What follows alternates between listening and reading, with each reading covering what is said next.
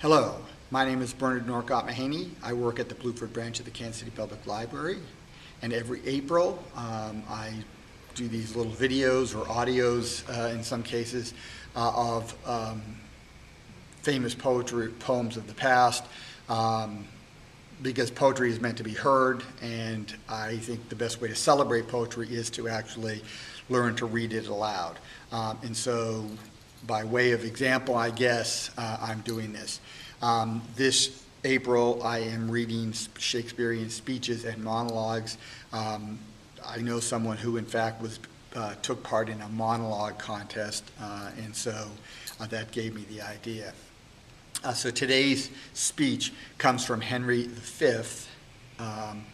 Here, Henry V is before a walled city, and he is calling on his comrades to basically pick up the standard and get going and win the day.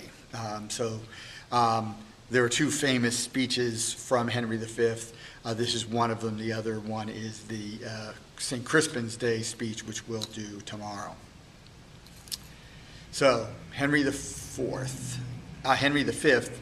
here from Henry V, urging his soldiers on. So it's a pep talk speech. Once more into the breach, dear friends, once more, or close the wall up with our English dead. In peace, there's nothing so becomes a man as modest stillness and humility.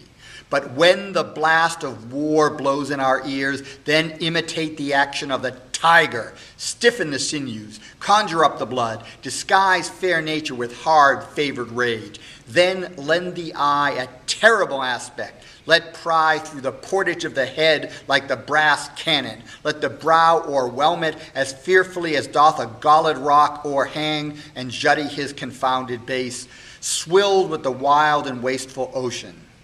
Now, set the teeth and stretch the nostril wide, hold hard the breath and bend up every spirit to his full height.